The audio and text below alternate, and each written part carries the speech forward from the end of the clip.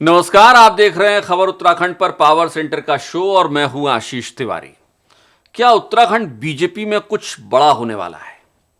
क्या core committee के मंथन के बाद भारतीय जनता पार्टी को एक नई ऊर्जा मिलेगी? और क्या कोर कमेटी में वो तमाम मुद्दे भी आएंगे जो पिछले कुछ दिनों में उत्तराखंड भाजपा के लिए, चाहे वो सरकार के स्तर पर रहे हो या फिर संगठन के स्तर पर, उन पर भी चर्चा होगी?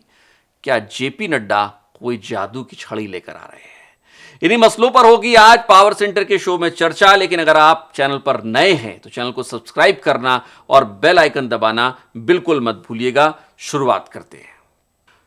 14 फरवरी को उत्तराखंड बीजेपी की कोर कमेटी की बैठक होने जा रही है और इस बैठक में पूर्व राष्ट्रीय अध्यक्ष जेपी नड्डा आ रहे हैं। जेपी नड्डा का आना अपने आप में भारतीय जनता पार्टी के लिए एक अहम बात है, उत्तराखंड बीजेपी के लिए एक अहम बात है। अगर आप इसे राजनीतिक पहलू से देखते हैं तो जेपी नड्डा का यह दौरा बेहद अहम माना जा सकता है। चुनाव होने में तकरीबन 1 साल का ही वक्त बचा हुआ है और पिछले कुछ दिनों से संगठन और सरकार के स्तर पर बहुत कुछ ऐसा हो रहा है जिसकी चर्चा हो रही है। सार्वजनिक मंच पर भले ही भारतीय जनता पार्टी के नेता, विधायक, मंत्री कुछ ना कह रहे हो, लेकिन खबरें यही हैं कि अंदर खाने कुछ ऐसा हो रहा है जिसने बेचैन तो कर रखा है। कई ऐसे विधायक हैं, मंत्री हैं, नेता हैं जिनकी रातों की नींद उड़ी हुई है। इन्हीं सारे मसलों पर चर्चा करेंगे, लेकिन आगे बढ़ें इससे पहले आपको बताएं कि जेपी नड्डा जब आ रहे हैं तो सवाल यह भी है कि क्या दुष्यंत गौतम भी इस बैठक में शामिल होंगे। दुष्यंत गौतम का नाम हम इसलिए ले रहे हैं क्योंकि दुष्यंत गौतम को लेकर पिछले कुछ दिनों में उत्तराखंड में काफी चर्चाएं हुई हैं और अंकिता भंडारी केस में जिस तरीके से उर्मिला सनावर ने दुष्यंत गौतम को जोड़ा है, उसके बाद से वो लगातार इस पूरे राज्य से गायब है। आमतौर पर अक्सर आने वाले दुष्यंत गौतम पिछले इस आरोप के लगने के बाद से वो यहां पर आए नहीं है और ऐसे में सवाल इसलिए उठ रहा है कि क्या जेपी नड्डा जब आएंगे, जब कोर कमेटी की बैठक होगी, तो क्या दुष्यंत गौतम भी उस बैठक में शामिल होंगे या नहीं होंगे। अगर होते हैं तो क्या यह मान लिया जाए कि तमाम आरोपों को भारतीय जनता पार्टी ने सिरे से अपने स्तर से नकार दिया है, और अगर दुष्यंत गौतम शामिल नहीं होते हैं तो क्या यह माना जाए कि दुष्यंत गौतम को भारतीय जनता पार्टी ने कम से कम उत्तराखंड से साइडलाइन तो कर ही दिया है।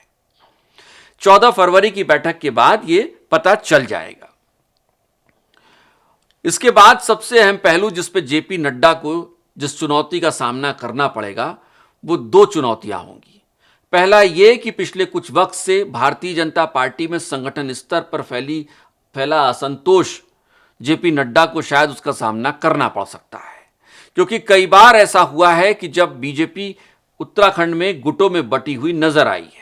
हालात ये हुए हैं कि एक ही जिले में बीजेपी के 2-2 गुट नजर आए हैं और ऐसे में सवाल तो उठेगा ही, क्योंकि जब हरिद्वार में त्रिवेणी गुट की बात होती है तो उधम सिंह नगर पहुंचिए तो आपको धामी गुट अलग दिखता है और अरविंद पांडे का गुट अलग दिखता है।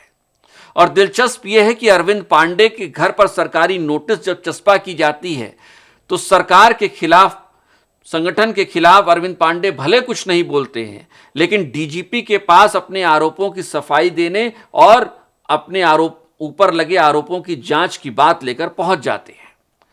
और दिलचस्प यह भी है कि हरिद्वार के सांसद त्रिवेंद्र सिंह रावत का एक प्रोग्राम बनता है कि वो अरविंद पांडे के घर जाएंगे और उनसे सहानुभूति जताएंगे। हालांकि न जाने किस दबाव में यह कार्यक्रम रद्द कर दिया गया, लेकिन ये वो तमाम बातें हैं और तमाम घटनाक्रम है जो बताते हैं कि उत्तराखंड बीजेपी में बहुत कुछ अच्छा तो नहीं चल रहा है।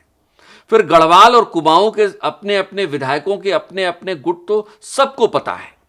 ये बात दीगर है कि पार्टी फोरम, पार्टी लाइन पे ही बात होती रही है और सार्वजनिक मंच पर ये सारी बातें सामने नहीं आई हैं। और यही वजह है कि भारतीय जनता पार्टी अपने अनुशासन के बदौलत तमाम असंतोष पर पर्दा डाले रहती है। लेकिन सवाल एक और उठना लाजमी है और वो ये कि 5 कुर्सियां कैबिनेट में आखिर खाली क्यों रखी गई। क्या उत्तराखंड के बीजेपी विधायक ये सवाल भी पूछ सकते हैं? क्या तमाम बड़े नेता भी ये सवाल पूछ सकते हैं कि उनके चहेतों को आखिर कैबिनेट में एडजस्ट करने में प्रॉब्लम क्या थी? सवाल उठेगा क्योंकि वित्त मंत्री तक इस राज्य में है नहीं और संसदीय कार्य मंत्री जब से प्रेमचंद अग्रवाल का इस्तीफा हुआ है तब से किसी के पास है नहीं। प्रभार भले हो गया है लेकिन सेपरेट पोर्टफोलियो अब तक किसी को दिया नहीं गया है। और ऐसे में सवाल तो उठेगा क्योंकि मुख्यमंत्री पे काम का बोझ है, ये तो अब जग जाहिर है।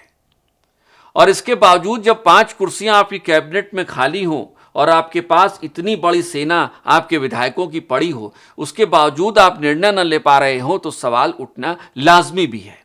तो क्या जब जेपी नड्डा बैठक में आएंगे कोर कमेटी की तो उनसे यह पूछा जाएगा कि आखिर आपने 5 कुर्सियां खाली क्यों रखी? क्या इसके पीछे आपसी असंतोष था या फिर फैसला न ले पाने की मजबूरी थी? आखिर क्या वजह रही होगी कि आपने कैबिनेट पदों को इतने दिनों तक खाली रखा है? हो सकता है कि कुछ विधायक पार्टी फोरम और पार्टी लाइन में ही इस बात को रखें और सार्वजनिक मंच पर इसे लेकर ना आए, लेकिन इस बात से इनकार नहीं किया जा सकता है कि यह बात जेपी नड्डा के सामने तो उठेगी। इस बैठक को आप भारतीय जनता पार्टी की चुनावी तैयारियों की औपचारिक शुरुआत के तौर पर भी देख सकते हैं। अगर ऐसा है तो यकीन मानिए कि चुनौतियां भारतीय जनता पार्टी के सामने बहुत हैं। और अगर 1 साल का ही वक्त लगभग बचा है तो यह मानिए कि इस 1 साल के ही वक्त में इन सारी चुनौतियों से एक साथ पार पा पाना कम से कम भारतीय जनता पार्टी के लिए बड़ी चुनौती तो होगा ही।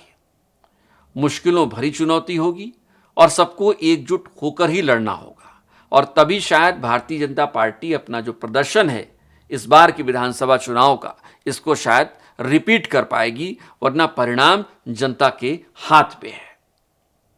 आपको क्या लगता है? कमेंट करके आप बता सकते हैं कि क्या 14 फरवरी के बाद भारतीय जनता पार्टी में कुछ बड़ा होगा? आपकी राय बेहद महत्वपूर्ण है। अगर अब तक आपने चैनल को सब्सक्राइब नहीं किया है तो चैनल को सब्सक्राइब करना और बेल आइकन दबाना बिल्कुल ना भूलें। नमस्कार।